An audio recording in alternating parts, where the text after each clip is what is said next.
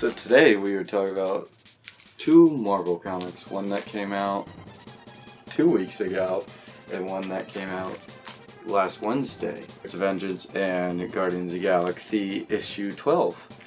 And these basically show what's still wrong with Marvel in the current age. So we're going to start off with Guardians first, and issue 12 of Guardians of the Galaxy. I've been collecting it since issue 1 because this came out at the same time as the movie did, so I really like the movie, so I'm going to pick up issue 1 of this book.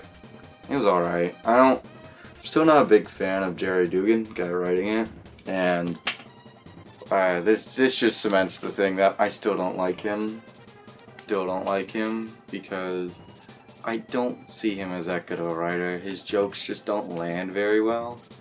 And as you can see on the cover, look who's in it. Look my favorite character.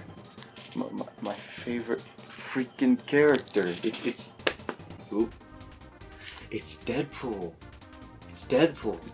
Does that mean the book's gonna sell better? Does that mean the book's gonna sell a lot better? Because you got Deadpool. Everybody loves Deadpool.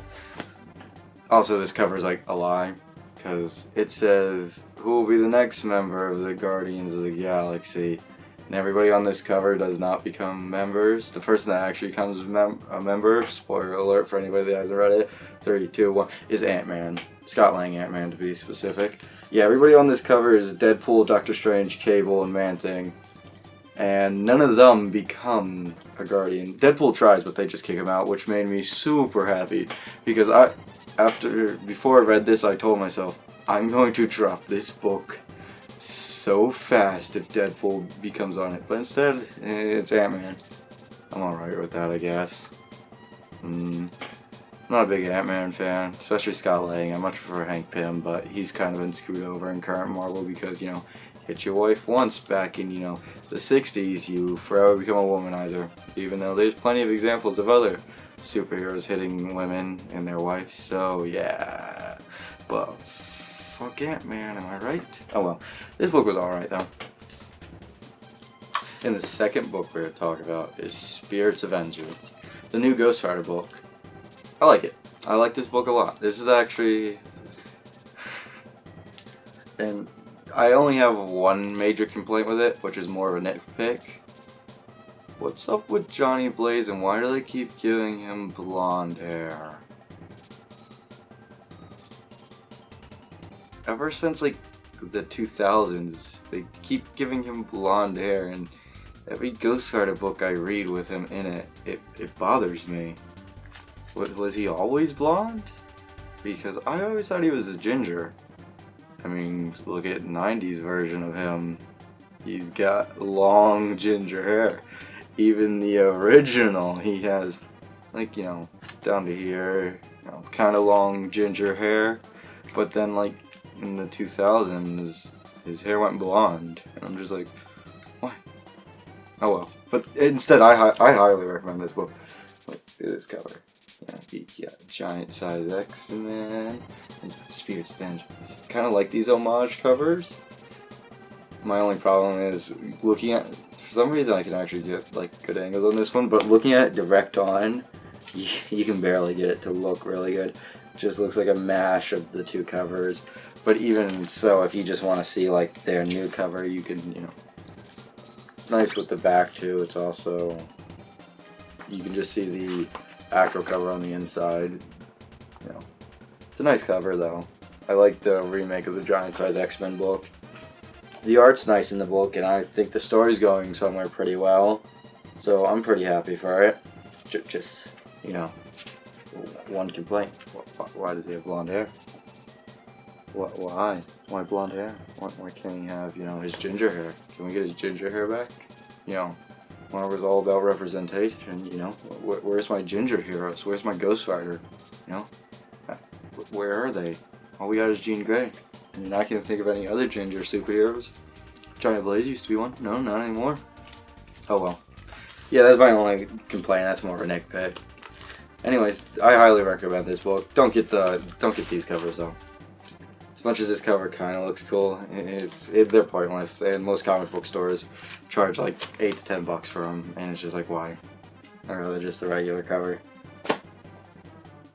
Yeah, you know, Marvel for the last 2 weeks, they're kind of good books. The ones I've read, definitely better than Legacy. I was a little bit worried about this book, only because I figured, you know, Deadpool was going to join the Guardians team and I was going to get really pissed, but no, it's Ant-Man. I'm fine with that. In, you know, other news with comics that have come out this week, we have the new Aquaman book, which I haven't read because I don't read Aquaman. You know, this is for someone else. Batman the Drowned. It's the new tie-in for the Metal series, and I think this is like the one that lacks the most out of all of the like tie-ins for the Dark Universe Batmans. This one, you know, this one just lacks the oomph that the other ones have. Like, the other ones are kind of just like, damn, Batman just killed the entire Justice League using a bunch of robot cyborg Alfred AIs. That just sounds ridiculous, doesn't it? That was Batman Murder Machine, and that was really good. And, you know, Batman Red Death, he fuses himself with Flash by riding a car into the Speed Force, ripping their skins off their bodies, conjoining them both. And what was the other one that came out? Was there another one that came out? Dang, I can't remember that. Oh, shit, there was one more. Oh, Batman, the Green Lantern Batman one was also really cool, where he just, you know, out willpowers, you know, the Green Lantern ring, the willpower ring, and he's just like, yeah, screw this, I'm gonna, you know, summon some demons. And he's like, and when, you know, just goes around killing, and he just kills like the entire Green Lantern Corps by bringing a bunch of friends along, and it's pretty cool. And this one's just like, oh, Aquaman flooded your world, so you gave yourself fish lungs. And this is a Rule 63 version of the DC universe. But Sylvester Kyle, yeah, that's Selena Kyle's name, Sylvester. And Bryce Wayne? I don't know a lot of girls named Bryce. It's more of a guy name. Why not have it like Bianca or what other B names, you know? Yeah, I'd go with Bianca Wayne. I don't know, it was alright. I mean, it's not bad, it just doesn't have the oomph that the other ones have. I think this one's lacking out of all the other metal tie-in books. And we got the latest issue of Batman, and it's pretty cool. So there's been something flowing around that saying Tom King's going to be on Batman for the next 100 issues. Well, until issue 100, and it's going to be about him and Batman and Selena Kyle, which is kind of nice. It's really nice seeing their dynamic and finally, you know, pushing the trigger and, you know, getting proposed.